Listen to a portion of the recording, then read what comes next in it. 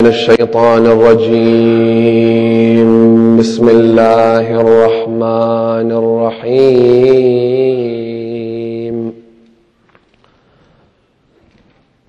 صلى الله عليك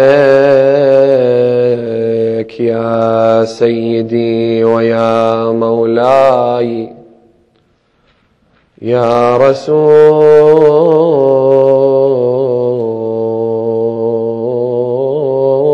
الله. اللهم صل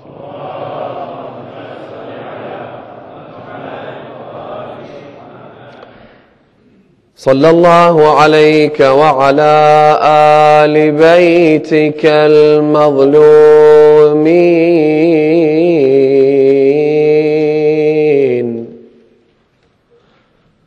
صلى الله عليك يا مولاي وابن مولاي يا أبا عبد الله، يا رحمة الله الواسعة ويا باب نجاة الأمة. غريب يا مظلوم كربلاء، يا ليتنا كنا معكم سيدي فنفوز والله فوزا عظيما. صلوا على محمد وآل محمد. اللهم صل.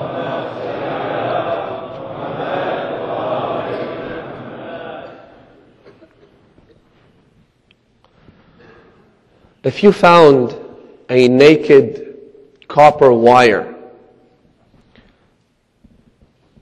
most likely you will not touch it, not unless you took the necessary precautions to make sure that there is no electricity running through it. If you are a smart, intelligent, rational human being, which of course you are, you will conduct tests, you will experiment, you will investigate to make sure that there is no electricity. Otherwise, if you thought that there was a 1% chance that there was an electric current going through the copper wire, there's no chance you'd touch it. Because as human beings, we have an instinctive tendency to cover our bases, to be protective of ourselves, to avoid danger, to avoid excessive and unnecessary risk. And it makes perfect sense. The Almighty God instilled this tendency within us so that we can survive the dangers that exist in this world. There are dangers in this world that Allah subhanahu wa ta'ala also created to create balance.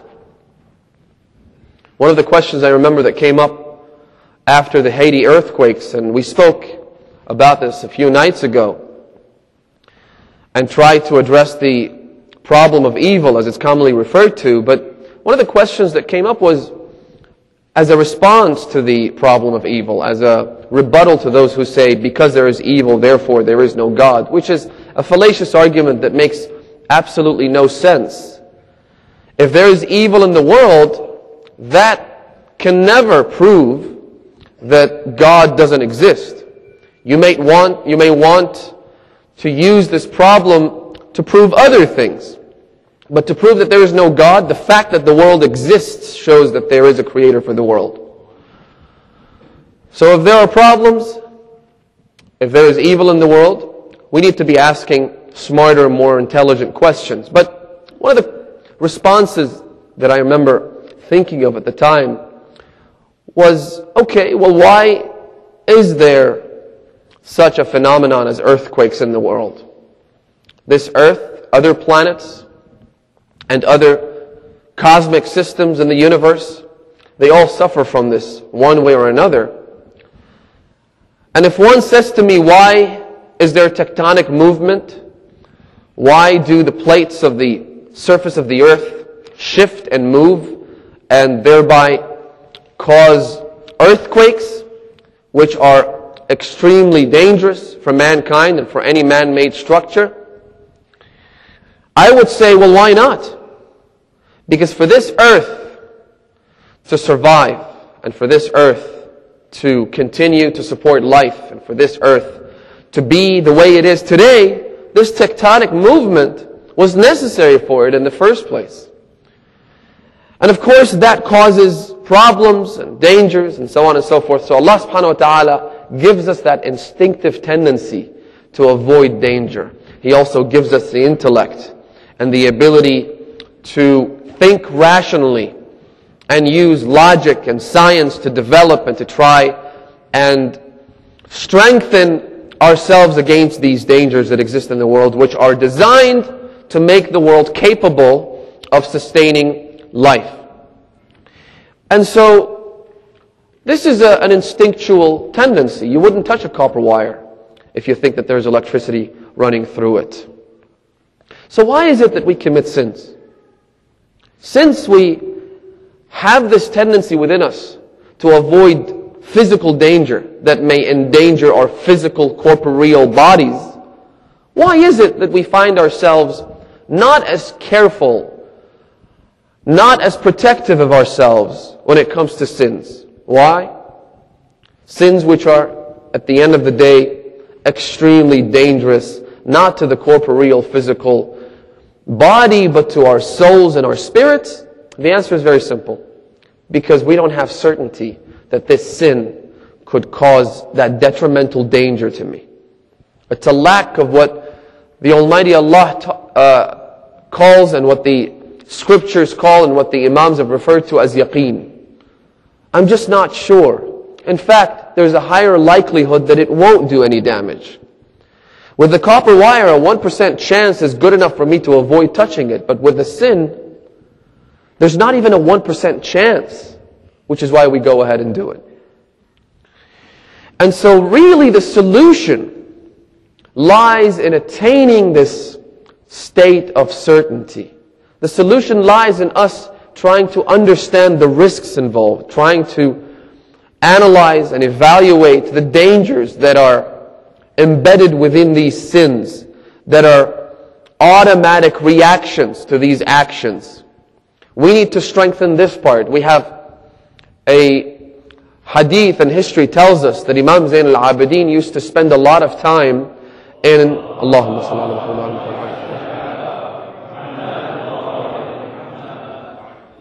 He used to pray, and after prayers, obviously all of the Imams would spend a lot of time in what we refer to as the taqibat, where they'd recite the Quran, they would perform tasbihatul zahra, they would pray extra units of prayer and so on and so forth. So once the wajib, the obligatory prayers are performed, they don't just pack up and leave as soon as the prayer is done.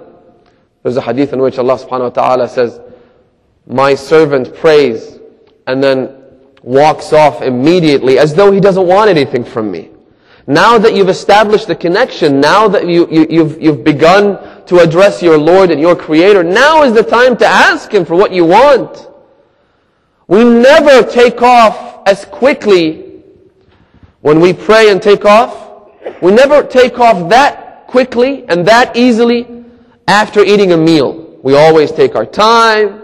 We always make sure that we don't run around too quickly. We want the food to be digested. We wait for dessert. We wait for all these taqibat, right? That's what they are.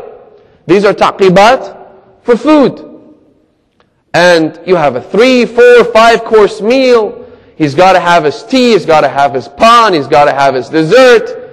It has to be there. These are all the taqibat that we must perform. Otherwise, it's not accepted. You won't be rewarded. You won't feel that sense of pleasure. We take off after salah, but not after eating. We never take off that fast after watching a movie. We watch the film when it's done. We relax, we stretch, we talk to our friends, we analyze the film, and we try and understand certain scenes that weren't so obvious. We perform taqibat for almost every activity in our lives except prayer. Allah subhanahu wa ta'ala says, it's as though He doesn't want anything from me. So the Ahlul Bayt would spend a lot of time doing taqibat, and the hadith says that the fourth Imam would perform taqibat, Salat al-Maghrib, longer than any other prayer. What's interesting is this, and he would only ask for one thing in the taqibat of Salat al-Maghrib, which lasted longer than all the other prayers. What's that? Al-Yaqeen. Which tells us that this is a pretty big deal. This is important. When the Ahlul Bayt perform all these taqibat. By the way, parenthetically, let me mention something. Everything in this world, I mentioned that there are keys to the gates of the heavens. And everything has some sort of effect in our lives in the hereafter. Traditions tell us that the longer you take in your qunut, again, one of those things whereby we just do it's not even wajib, but when we perform it, we just do a salawat and quickly get it over and done with.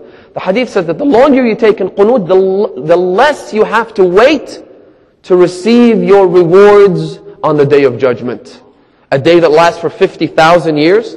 And the Almighty Allah says in the Quran that every day in the eyes of Allah equals 1,000 years. Do the maths, you'll end up with something like 60 million years. Isn't it better for us to try and converse with the Almighty Allah subhanahu wa ta'ala in our qunut in order to shorten the amount of time we spend on that very long and miserable day known as Yawmul Qiyamah? So the Imam would ask for one thing after Maghrib, and that is Al-Yaqeen. So it's important, as it turns out. Which is why the Prophet says, for instance, in one hadith, that النوم على يقين خير من اليقظة أو خير من العبادة على شك. For someone to have certainty, and that individual, for him to go and spend the night sleeping is better than someone who prays and performs all kinds of a'mal but isn't sure, doesn't have certainty, has doubts that have crept in, unanswered questions, big question marks hovering over his head. Which is okay, by the way. There's nothing wrong with having questions. What's wrong is allowing those questions to simmer, allowing those question marks to remain for too long, and after a while noticing that the questions are getting bigger and bigger, and not trying to address those questions. You need to start from the basics.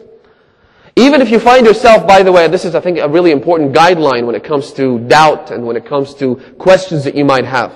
Whenever you have a question, or as we refer to it as shubha is something that looks like the truth, but it's not so much the truth. You're not so sure, you're not certain. If you ever find yourself in such a predicament, what you need to do is always refer the shubha, refer the doubt to the certain. You have certainty and you have doubts. The certainty is what? Again, go back to the basics, remember. That God exists. Okay, so then if you come across a situation where there is evil in the world, where there is an earthquake, where there is carnage, right? If you start having doubts, go back to the basic rule, which is that God exists. Therefore, you try to analyze this question under a different light, as opposed to suddenly this question making you have doubts about the existence of God that you already believe in. Don't let anybody play with your head, mess with your head, and say that because there is evil, therefore, how is this argument working? It doesn't make sense whatsoever. So, you always, for instance, you see a verse in the Quran or a hadith, or somebody tells you something about a certain prophet that feels as though the prophet has committed a sin, has transgressed the laws of Allah subhanahu wa ta'ala. What do? You return this doubt, you refer it to the certainty, which is that prophets logically must be infallible. You can't have a prophet that's not infallible because of the reasons that we explained in the previous nights. You could refer to those. Therefore, you try to interpret this verse or hadith, which suggests otherwise, under a different light. So, it's very important for us to attain this level of certainty. That's why the Prophet says that if you sleep with certainty, it's better than someone who prays while having doubts. And we have many hadith. I don't want to go into a detailed discussion of the meaning of certainty. What I want to talk about is acquiring certainty.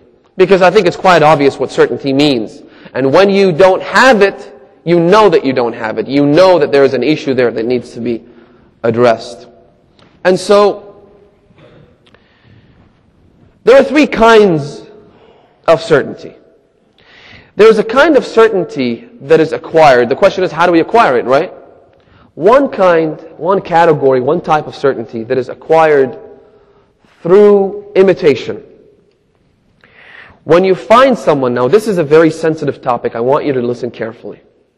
You imitate someone else and you take their word, and by that word, and upon that word, you base your beliefs. Now, you've all heard that when it comes to matters of taqleed, we only perform taqleed, we only perform imitation of the scholars, for instance, as far as matters of jurisprudence are concerned, right?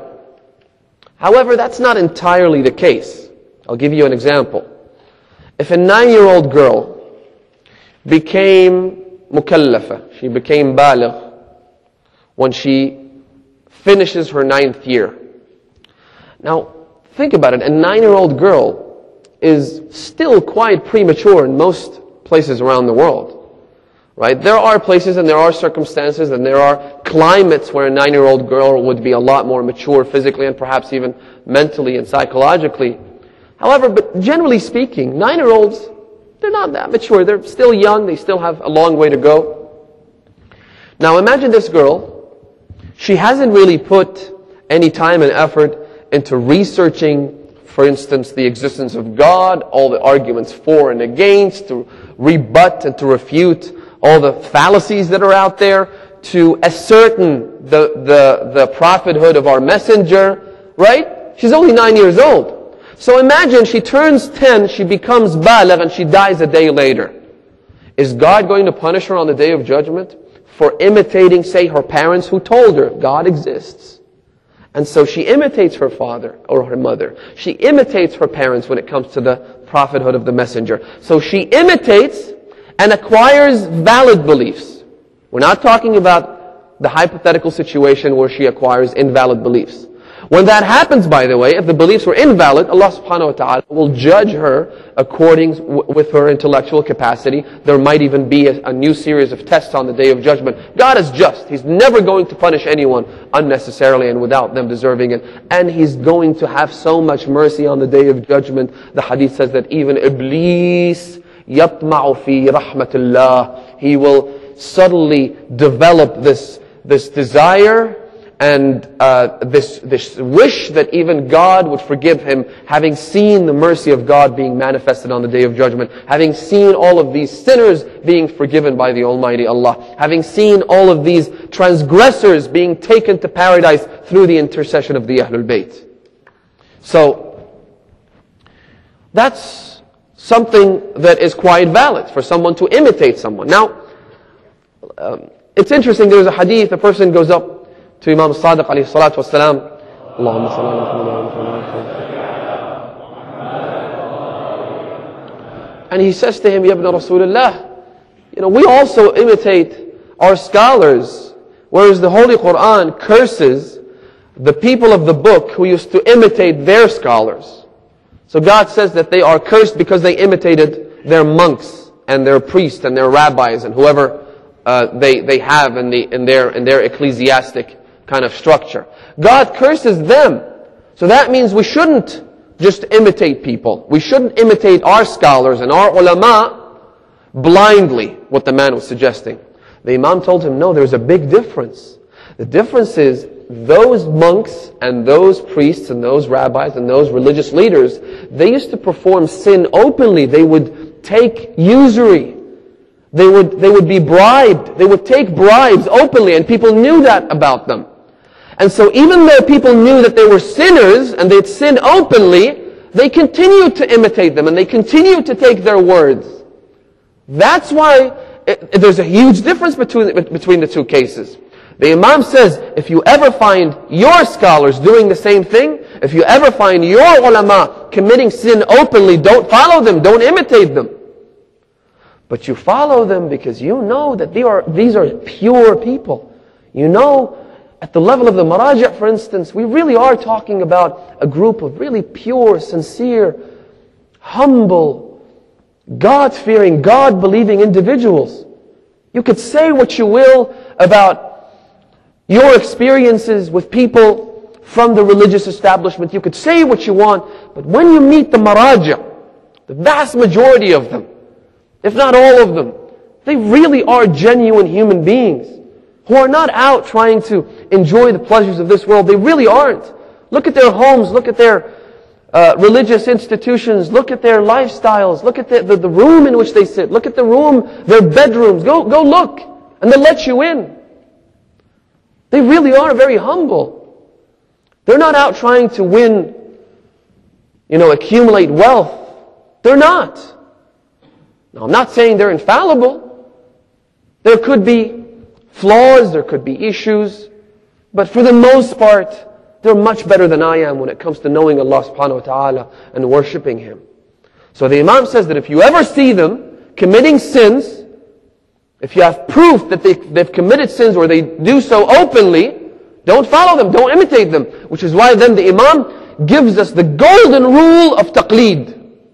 The Imam says, من كان من الفقهاء حافظا لدينه صائنا لنفسه فللعوام أن يقلدوه.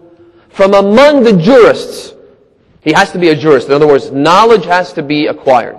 He needs to study, he needs to learn, he needs to acquaint himself as best as he possibly can with the words of the Ahlul Bayt. The words of the Ahlul Bayt. Right? The fact that an alim is an expert in philosophy, for instance, is irrelevant. He's an expert in irfan, for instance, is irrelevant. When it comes to imitating the ulama, we need to acquaint ourselves with the words of the Ahlul Bayt, the verses of the Quran and the words of the infallible leaders. And that's the main criteria. Number one, حافظا لدينه, is protective of his religion, is conscious of the presence of the existence and the existence of Allah subhanahu wa ta'ala. مطيعا لأمر مولاه مخالفا لهواه, is subservient to his master and is disobedient to his desires. And that you can really deduce that from their lifestyles. Look at other religions.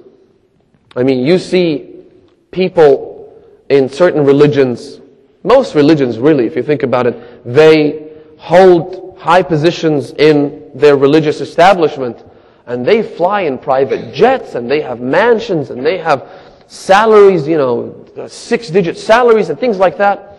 Our maraji' don't have that. They don't. I'm speaking from experience. Because I've seen them firsthand. Some of you have done the same too. So, the Imam says these are the rules. If they abide by them, you can imitate them. It's okay.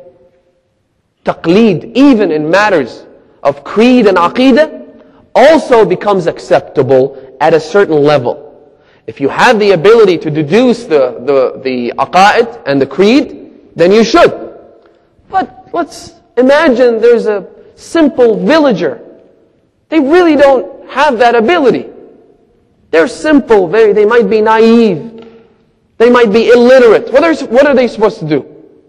They can imitate, and if the creed that they follow and the belief system that they adopt is valid and accurate and accepted because they follow a person who fits that criteria, Allah subhanahu wa ta'ala will accept it from him. So that's one type of aqidah. Now before I continue with the other two types, look at the role of aqidah, the role of yaqeen, the role of certainty in the context of the companions of Imam al-Hussein. You have a group of companions who were at the forefront of the battlefield. They were in fact the ones who sacrificed themselves even prior to the beginning of the battle. Now that's very hard. Those who were killed with Imam al-Hussein on the day of Ashura endured much trial and tribulation that can't even be described. It's unspeakable.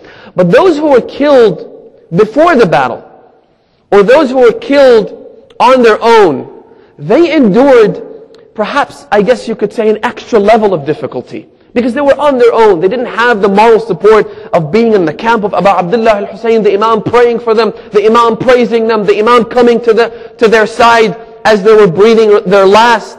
They didn't get that luxury. They include Muslim ibn Aqil, the cousin of the Imam, and they include a person by the name of Qais ibn Musahhar al-Saydawi. Now let me just tell you about this man and his level of certainty. These are role models. I've said this before and I'll say it again. When it comes to Ashura, forget Imam al-Hussein, forget Abu al-Fadl al-Abbas, forget the household of the Imam. Look at these individuals and you are inspired to be the best human being you can be just by going through their history, going through their acts of heroism. So Qais ibn Musahhar al-Saydawi wasn't one of the soldiers. He wasn't one of the commanders. What he was, very basically, was the messenger of the Imam. The Imam would use him to send messages to the Kufans, and then he would receive messages and letters from the Imam's companions and the Imam's friends from Kufa. So the Imam initially sent him to Kufa to inspect the situation, to find out how things were, and to report back to the Imam. He goes to Kufa, he comes back, he says to the Imam, things look pretty good. The situation is ripe. It looks as though we may proceed forward and you may travel to Kufa in order to take the reins of the government and get rid of Yazid once and for all. And that was the impression that everyone got. So he comes back with that message. Then the Imam sends Muslim ibn Aqil to the city of Kufa, and he sends Qais ibn Musahhar al-Saydawi along with him in order to accompany Muslim. So they go there, Muslim analyzes the situation, also writes back to the Imam that I concur and I confirm that the situation in Kufa looks ready as though we can come here and we can establish the reins of a just government. And that letter, that message was sent in the hands of Qais ibn Musahhar al-Saydawi back to the Imam. But he arrives when the Imam had already left the holy city of Medina and the holy city of Mecca, so he's on the way to Kufa, as you all know. Then the Imam receives news of the death and the martyrdom of Muslim ibn Aqil. Now, here is where things start to change. The Imam now writes a letter and sends a message to specific individuals who are among the greatest companions and the closest companions to the Imam in the city of Kufa. Because remember, we do talk about the Kufans being treacherous and having committed treason, and they ended up turning against the Imam after sending 16,000 letters inviting him to come. But that's not, that picture doesn't really describe the entire situation. It's not a complete picture. There are pieces missing from this puzzle because the companions of the Imam, the true loyal followers of Imam al-Hussein, had been imprisoned, and that's why they were unable to come and join their master Abu Abdullah. So they were already in prison or they were in hiding. They weren't able to join the Imam. So it wasn't all the Kufans who turned against the Imam, but there was a sizable minority who weren't able to join him. So the Imam writes a message to the most important leaders of the followers of the Imam to Kufa, and he hands over that message, that letter, to Qais ibn Musahhar. He goes to Kufa, having parted ways with the Imam at a specific location on the way to Kufa. Now listen carefully. On the outskirts of the city of Kufa, when he arrives, the troops and the soldiers of Ubaydillah, I would hate even to call him Ubaydillah. I'd rather call him Ubayd, or rather call him Ibn Ziyad. He certainly wasn't a servant of God. So these soldiers are waiting outside. They notice someone coming, and they approach him. As soon as they approach him, he realizes that this is a dangerous situation, and he fears that the message of the Imam could end up in their hands. So what he does is, he takes out the letter, he rips it up, and he starts chewing on it and eating it. So they see that happening.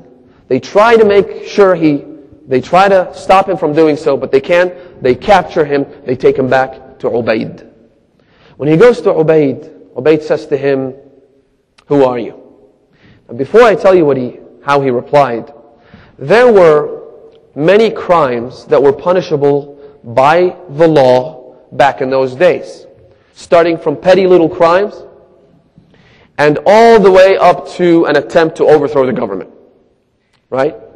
However, the highest crime, the worst crime, that was punishable by none other than summary execution, death penalty without a trial, was for someone to smell as though he had a little bit of loyalty to the Ahlul Bayt. That was the tradition of Muawiyah. خُذُوهُمْ بِالظِّنَّةِ He issued a royal decree. خُذُوهُمْ بِالظِّنَّةِ وَاقْتُلُوهُمْ بِالتُّهْمَةِ لَا وَاللَّهِ إِلَّا دَفْنًا دَفْنًا انظروا من روى حديثا عن أبي تراب فاحذفوه من الديوان.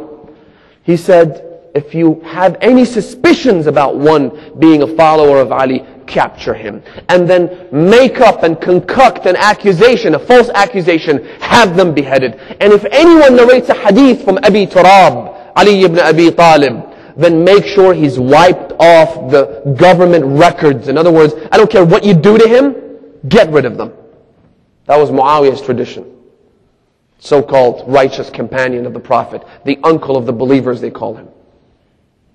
Why? Because he's the brother of one of the wives of the Prophet, the daughter of Abu Sufyan, who was actually, incidentally, a good wife. So he ends up being the uncle of the believers because she's the mother of the believers, according to that logic. But Muhammad ibn Abi Bakr is never referred to as the uncle of the believers, even though he was also the brother of one of the wives of the Prophet.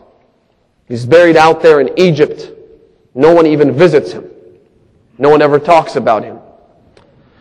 So anyway, the highest punishable crime in that day and age was for someone to have even the slightest indication that he loves Ali ibn Abi Talib. Ubaydullah says to Qais ibn Musahhar, he says, "Who are you?" He says, "Never mind about my name." He doesn't mention his name. He says, "Never mind about my name. Let's get straight to the point. I am a Shia and a lover of my master, the commander of the faithful, Amir al-Mu'mineen, Ali ibn Abi Talib, and his son, Aba Abdullah al-Hussein. May Allah's peace and blessings be upon them both."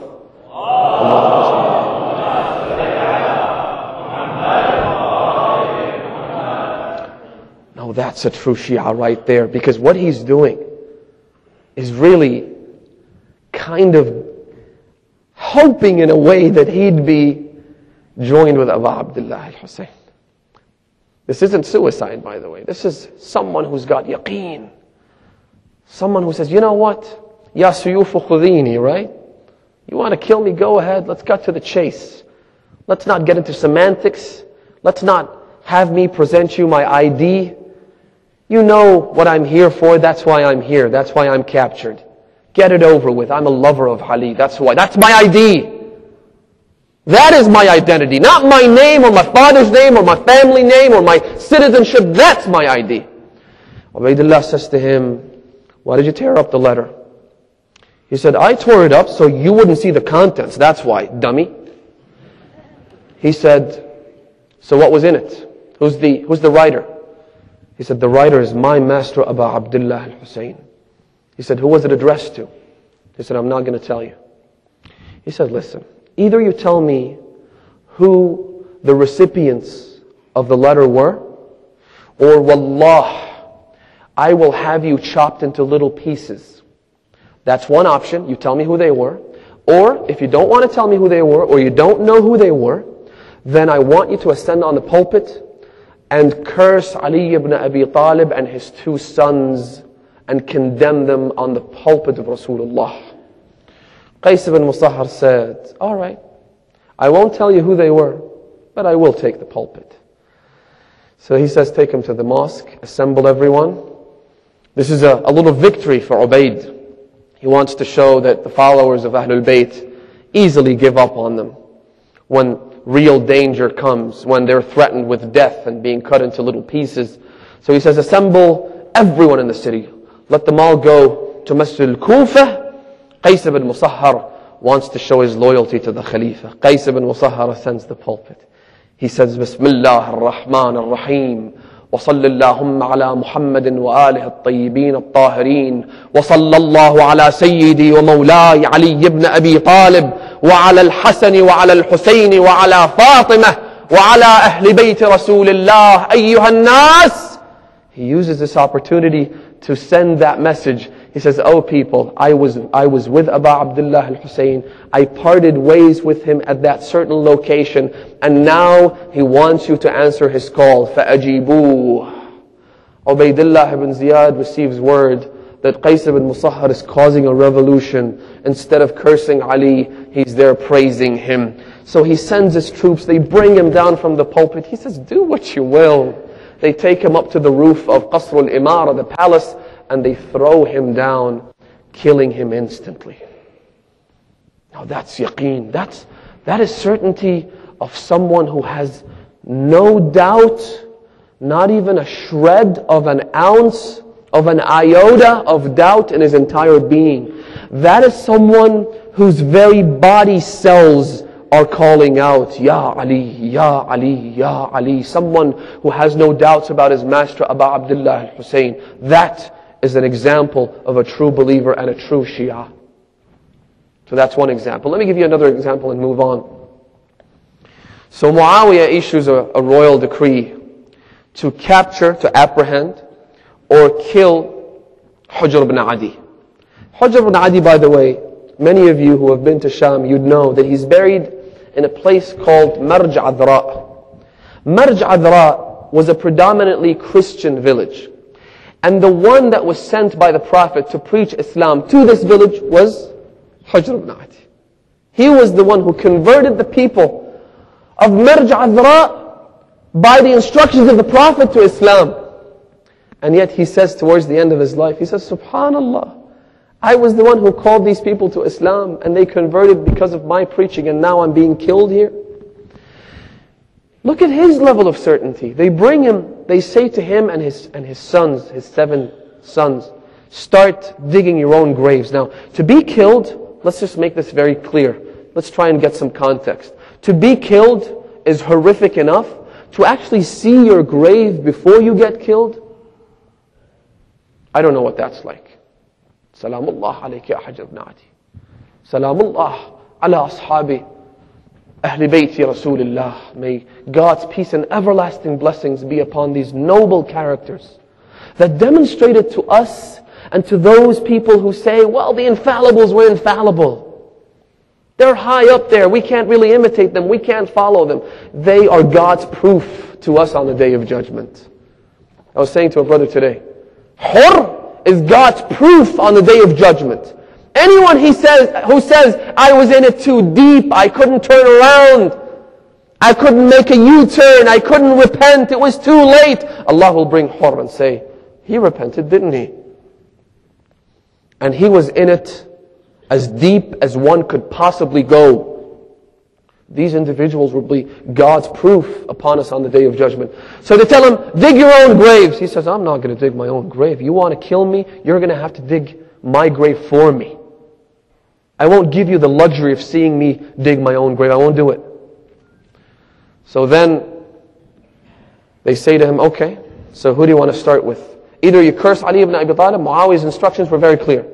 Either you get him to relinquish belief in Ali ibn Abi Talib by openly cursing him, or you kill them, you slaughter them one after the other.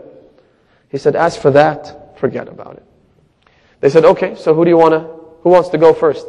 He said, I want to see my children first. I don't want to go before them. Because, first of all, like Abu al-Fadl al-Abbas, he said, أُرِيدُ أَنْ أَحْتَسِبَهُمْ عِنْدَ اللَّهِ. I want to face God on the Day of Judgment and say, oh God, I saw the murder of my own children before my 2 eyes. Number 1. Number 2, I'm afraid that if they see me being slaughtered, they'll relinquish belief in Ali ibn Abi Talib. Allahu Akbar. And then as they're slaughtering his sons, he goes up to each and every one of them and he says, say ashhadu an la ilaha illallah. Say ashhadu anna Muhammad Rasulullah. Say ashhadu anna Ali waliyullah. Son, don't forget Ali ibn Abi Talib. Don't you abandon Ali ibn Abi Talib. It's okay, you'll be facing your Lord. So they slaughter each and every one of them. Then they say, it's your turn. He says, let me pray first. Listen to this. He says, let me pray 2 units, 2 raka'at.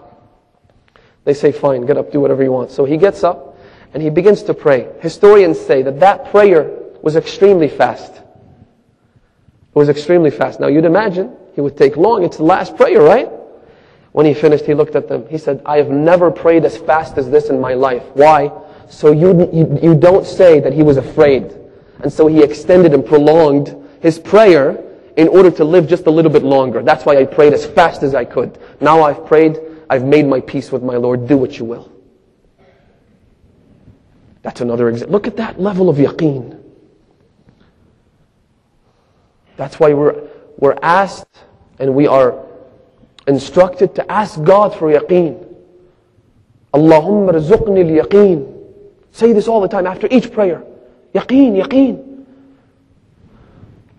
So let's go back to the different categories of companions. So you have those who were killed prior to the whole war even beginning. And they're the ones who end up in paradise. They were waiting for Imam al-Hussein at the gates of paradise. The Imam says that to one of the companions. So that's one category. The other category is the people who sacrificed themselves on the day of Ashura. Habib, Muslim, Hani, those great companions who didn't hesitate for a fraction of a second to lay their lives before the Imam. On the other hand, you have a group of people who abandoned Abu Abdullah al-Hussein in Karbala. Imagine that. One of them was Ubaydullah ibn Yazid al-Juhfi. The Imam went up to him. He invited him to come. Imagine Abu Abdullah al-Hussein coming to you in person. He said, Ya Abu Abdullah, I'm not cut out for this kind of thing. I have a horse, I have a sword. Take what you want. I'll give you my moral support. I'll give you my financial support. It's okay. You can take my horse. It's worth 1,000 dirhams, but I don't mind giving it to you. That's one example. The other is Al-Dhahhak Al-Mashriqi. Al-Dhahhak Al-Mashriqi. His story is so sad. And I don't want to analyze him. I don't want to judge him. That's not what it's about. But it's just sad and pathetic how it ended up for him. Why? Because he was with Imam al-Hussein until the afternoon of Ashura. Until the afternoon. Which is why a lot of what we have in the history of Karbala and the events that occurred are narrated from him. He's the one who narrates the sermon of Imam al-Hussein on the night of Ashura. He's the one who narrates how the Imam gave at least one sermon is narrated from him on the day of Ashura. He narrates so many of these events. He was with the Imam. What happened? He comes to Abu Abdullah al-Hussein when everyone was killed and he was the only one remaining with the Imam.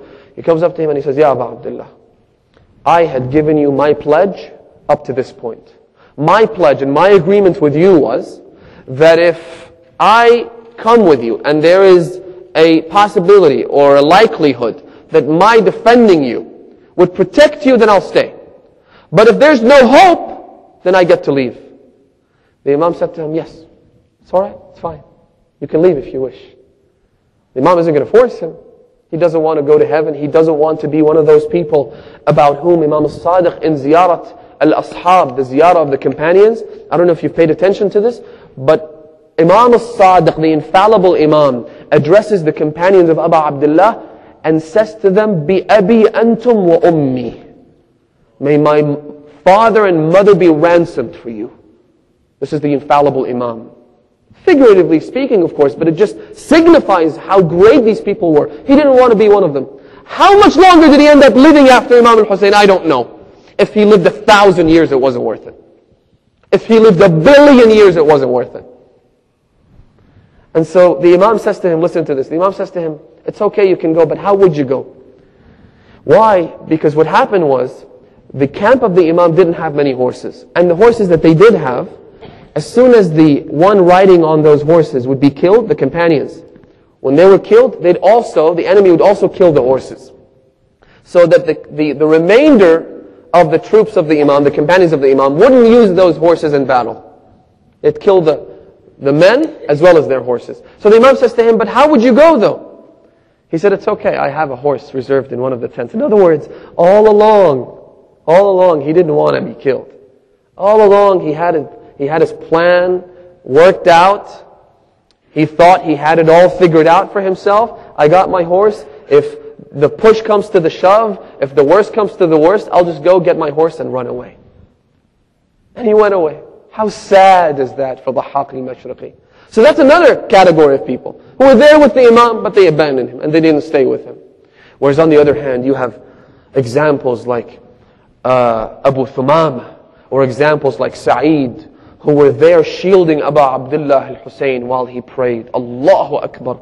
What a touching story this is. And it shows you the importance of salah. Brothers, sisters, especially those who are a little younger. Wallahi, there's nothing more important than salah. Do not abandon your prayers. Abu Abdullah lost two and sacrificed two of his dearest companions for the sake of a single salah. That's how valuable prayers are. And what happened was, as you know, is that they stood shielding the Imam from the arrows and the spears and the swords. And they held up just as long as the Imam would finish his prayer. When the Imam finished his prayer, he fell to the ground, Sa'id. The Imam rushed to him. He said to him, are you okay? Are you fine? He looked up and he said, Sayyidi wa Mawlai, awafayt? Was I loyal to you, Ya Abu Abdullah? Have I fulfilled my duty to you? The Imam said to him, Na'am. He began to cry. He said, Na'am, anta amami fil jannah. Yes, you'll enter paradise even before I do. You'll be right there before me. You have these examples, or you have the example of the other companions who would say, أَكَلَتْنِ السِّبَاعُ حَيَّا. I'll never abandon you even if the wild beasts of the desert eat me alive. Another one says to the Imam that I will not leave until you see my blood being shed for you. I want this blood to come out in your way. I'll never abandon you. And you also had other people, by the way, who were just unlucky. They didn't have divine backing to receive that great lofty status in the eyes of Allah. Who? Like At-Tarimmah. At-Tarimmah, while he went back to Kufa to get his stuff sorted out, to take care of his family, to leave them in good hands, to make sure that his debts are repaid and all that sort of stuff, by the time he arrived in Karbala, it was the 13th or the 14th of Muharram. It was too late. Does that mean he's evil? No, it just means that sometimes, depending on your level of certainty, depending on your belief, depending on your prior record, depending on what you've done as a young person, depending on what you've performed in the form of deeds, and how many sins you've avoided, Allah subhanahu wa ta'ala will give you His divine backing and His tawfiq in accordance with that. It's not arbitrary. It's not random. Allah subhanahu wa ta'ala gives everyone their equal share in what they deserve. So that's another category of people. Subhanallah. Now, how to acquire certainty? I'll make this very quick. Number one, we said through imitation. Number two is through research. Is through reading and researching and asking, contemplating, thinking. That's very important. And if you can do that, you must. So that's another way. However, as we said, if you walk up to most people, forget the followers of the Ahlul Bayt, Muslims in general, you walk to one in the street, a random person, and you ask him, give me two proofs of the prophethood of the messenger, the final messenger. Two logical proofs, for instance, that the messenger was our prophet was the final messenger.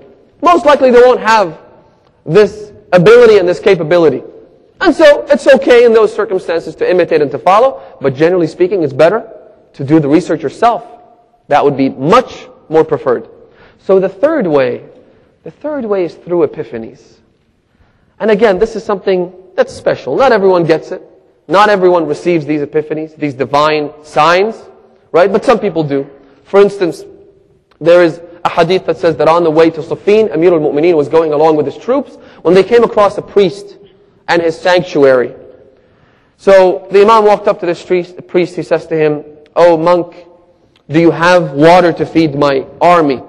He said to the Imam, "Well, I have water to feed you, but not the entire army. I don't have that much water." The Imam said to him, "Is there any water to be found in the area?" He said, "Yes, there's a well, but on top of the well there is a giant rock and no one can move it, so the well is inaccessible." The Imam said to him, "Show me where it is." They went to the well. The Imam, using divine power, power vested in him by the Almighty Allah subhanahu wa ta'ala, he pushed the rock over and it fell and they had access to the water. Now that priest, seeing this miracle, and that's what miracles were designed to do, to give you that level of certainty. Now you've seen Ali ibn Abi Talib, you feel that there is something there, but you need some sign, you need something to give you that nudge, to give you that push. And so he sees this miracle, he embraces the faith of Ali ibn Abi Talib, because he says to him, only a prophet, a messenger, or a wali can perform such a miracle. So you must be one of these. The Imam says to him, I am the successor to the final messenger, so he believes. And there are many examples of that as well. But what happens when you reach that level of certainty? When you reach a level where you have no doubt, here's what happens. They say Hajjaj ibn Yusuf al-Thaqafi was out hunting in the desert when he came across a shepherd. So he sent after the shepherd, he came. Hajjaj said, let's have some fun with this guy. He's a Bedouin, he doesn't understand much. So let's use him as our own personal clown here in the desert. Hajjaj said to him, old man, why don't you join me for food? That man looked at him, he said, well, I would, but I'm invited at a banquet by someone who is much more important than you are. Someone who is extremely lofty. Someone who is extremely great. He said, well, who could that be? He said, I'm fasting. And I'm invited at the banquet of the Almighty Allah subhanahu wa ta'ala. I'm not going to break my fast. Hajjaj said to him, again, he said, let's just have some fun. Let's play with this guy. He said, well, first of all, it's hot in here. It's in the middle of the desert. You can't continue to fast. There's 5 or 6 hours left. It's too hard. It's too hot. The Bedouin looked at him. He said, وَلَكِنَّ نَارَ اللَّهِ نَارَ جَهَنَّمْ أَحَرُّ. But the fires of the inferno are even hotter. I'm trying to wipe my sins, cleanse myself. So what if it's a little hot? Hajjaj says to him, well, it's recommended fasting, right? If it's recommended and it's not obligatory, break it and then fast tomorrow. What's wrong? He said to me, that's okay, I will do that. If you could give me a signed and sealed certificate guaranteeing that I will live until tomorrow. Hajjaj said to him, well, I can't guarantee that you'll live for another hour or even another minute. I can't give you that. And so Hajjaj then said to him, but it's very delicious food, you know. You're going to miss out. He said to him, well, delicious is something you can only enjoy when you have health.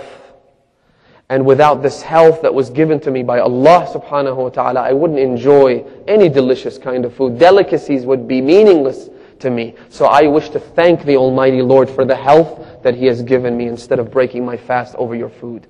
That's yaqeen. That's yaqeen. But by far, the highest level of yaqeen, let's go to Karbala. The greatest form of yaqeen is what was demonstrated not by the adults in Karbala, not by the elderly, but by the children in Karbala. My father has a beautiful statement. He says that the passage of time in Karbala was escalated and made faster, and the wheels of time began running faster and faster to the point that little infants and children grew as though within a very short amount of time they grew as they had the wisdom and the maturity of people who had lived 1,000 years. And that's what you found in people such as Al-Qasim ibn al-Hasan, the orphan of Imam al-Hasan, the orphan of Abi Muhammad, the trust that Imam al-Hussein had been entrusted with. It's the night of Ashura. The Imam, after having tested his companions, history tells us and the narrations tell us that he then began telling his companions exactly how things would unfold on the day of Ashura. Perhaps trying to strengthen their resolve, perhaps trying to give them even more certainty. So he begins to tell them what's going to happen and how things and events will unfold, until he says that even my 6-month-old infant will be killed. At that moment, everyone's shocked. But Al-Qasim ibn al-Hasan, they hear a faint voice, that of a young child, from the back of the tent, subtly getting up and saying, Ya Am, وَأَنَا مِمَّنْ يُقْتَلْ. You're saying that Abdullah al-Radi' will be killed. You're saying that all the men will be killed. You're saying that all the boys will be killed. Will I also be one of the people who get killed? So the Imam can't stand to tell him that you'll be slaughtered. Oh, orphan of my brother. The Imam can't tell him straight away. So how does he tell him? Imagine if there was a young child who had terminal illness and was in the hospital, and you were told that he'd be going to die in a month's time. How would you approach the conversation? How would you begin to tell him that you're not going to survive? You can't. Abu Abdullah al-Hussein says to him, وَكَيْفَ الْمَوْتُ عِنْدَكَ? And how do you perceive death? He responds by saying, فِيك أَحْلَى مِنَ الْعَسَلِ. If it's in your way, then it's sweeter than honey. Oh, uncle, on the day of Ashura, narrators tell us that after every companion and all the brothers and all the men had been killed, Abu Abdullah al-Hussein came out of his tent. He called out, أَلَا هَلْ مِن نَاصِرٍ يَنصُرُنَا لِوَجْهِ اللَّهِ ألا هل من ذاب يذب عن حرم رسول الله.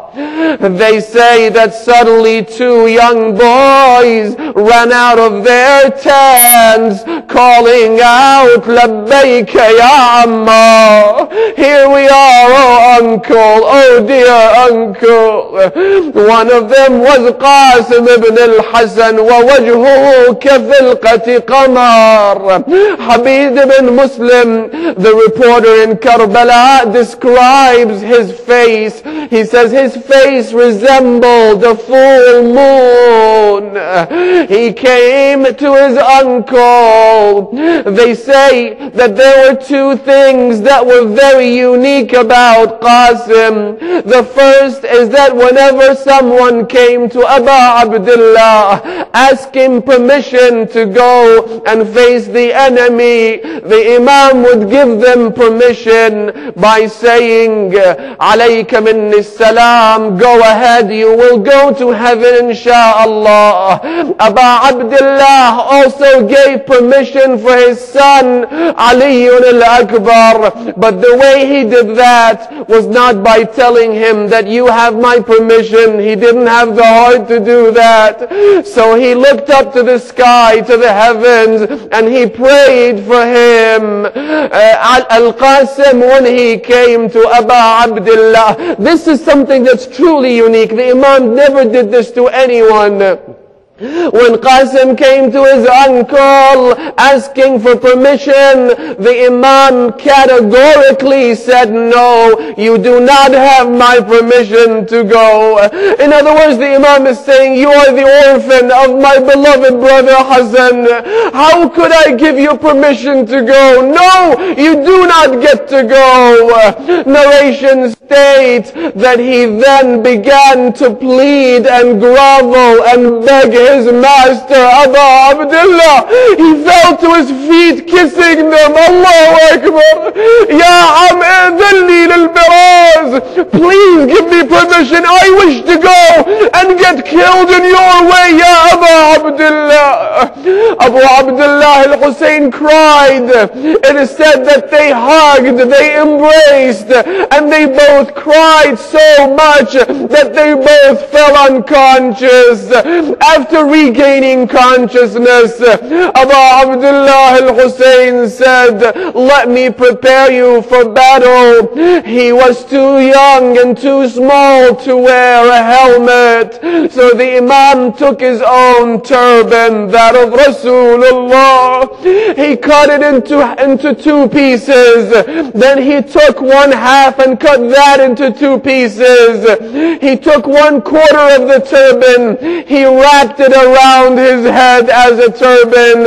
And he took the other quarter and he wrapped it around his waist to give him support. Then he said to him, تقدم, you you can go now. But then they say that he was asked to go and bid farewell to his aunt Zainab. He goes into the tent. They say that as soon as Zainab saw Qasim, she thought this was her brother Hassan, because he resembled Aba Muhammad al-Hassan. She looked up and she said, Ya Aba Muhammad akhi, anta akhi ya Aba Muhammad. He stayed there. He bid them farewell. He then left for the battlefield. Historians say, فَكَانَ يُهَرْوِلُ إِلَى سَاحَةِ الْمَعْرَكَةِ. He would be jogging to the battlefield, not walking, not hesitating, look at the certainty, but jogging jubilantly. He goes out there. Habib ibn Muslim says that we heard some of the enemy combatants say, did we not kill the son of Hussein? Who is this young boy? Does he have any children of which we do not know? So he then began to introduce himself. He said, In tunkiruni fa ana najlul Hasan. If you deny who I am, if you do not recognize me, then I am the son of Hassan. Sibt Rasulullah. I am here to defend my uncle Aba Abdullah. Hamid ibn Muslim says that there was someone standing next to me. He said, Wallah alayya athamul Arab. May the sins of all the Arab tribes befall me if I do not make his uncle grieve over his death. I said to him, Hamid says, he says, I said to him, leave him alone. Can't you see how beautiful he is? Can't you see how innocent he is? He said, no, wallahi la af'alan. So he went after him. They began to surround him. He did not care about them. La yaktarithu bijam'ihim. History says he didn't care about their numbers. He didn't care about the enemy troops. At one stage, his slippers were severed. Hamid says, وَلَا أَنْسَى أَنَّهَا الْيُمْنَى. I will never forget that it was his right shoe. Those details are preserved by Allah subhanahu wa ta'ala so that we know the significance of these true servants of His. He then, not caring about them, he bent to try and fix his shoes. When that treacherous man came to him, he lifted his sword and he struck him on his head. Another unique point about Qasim is this. It is that whenever one of the companions of the Imam was killed, they would send their peace and salutations to him. They would say, Alayka salam, Ya Aba Abdullah. Except for Qasim. He now begged the Imam to come and save him. A young boy. He said, Aghithni ya Amma. Oh uncle, come and save me. Save me from these men. They struck him one after the other. Aba Abdullah ran towards him. By the time he arrived, the dust settled. He looked at this young boy. وَكَانَ يَفْحَصُ بِرِجْلِهِ. He was moving his feet as his soul was departing. Aba Abdullah al-Hussein says, عَزَّ وَاللَّهُ عَلَىٰ عَمِّكِ. It is difficult for your uncle, my sweetheart Qasim. It is difficult for him to see you asking for his help, but not being able to help you. Coming to your rescue, but not being able to save you. Allahu Akbar. لا حول ولا قوة إلا بالله العلي العظيم. إنا لله وإنا إليه راجعون. وسيعلم الذين ظلموا أي منقلب ينقلبون. Let us send our salutations to Aba Abdullah, to Qasim ibn al-Hasan. Let us share the grief of Imam al-Hasan, who offered his own special sacrifice on the day of Ashura. For although he was not there, he became proud with what Qasim did. Let us send our peace and salutations to Karbala. Turn towards that holy city with your entire heart, with these tears, inshaAllah, so that God will give you the intercession of Abu Abdullah on the Day of Judgment and allow you the privilege and the honor to visiting his shrine in this world, inshaAllah. Bismillah ar-Rahman ar-Rahim.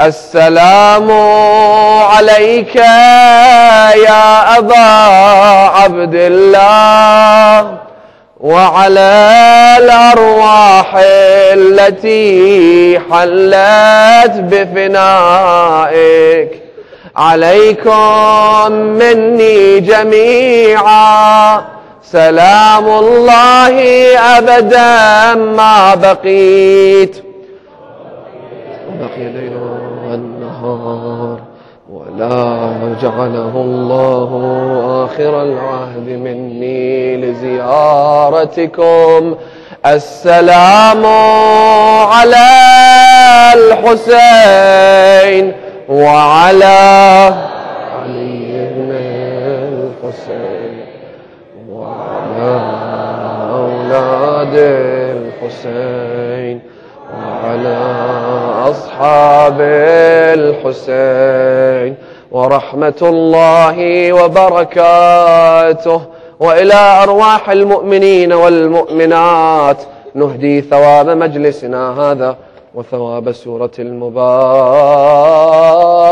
الفاتحة مع الصلوات.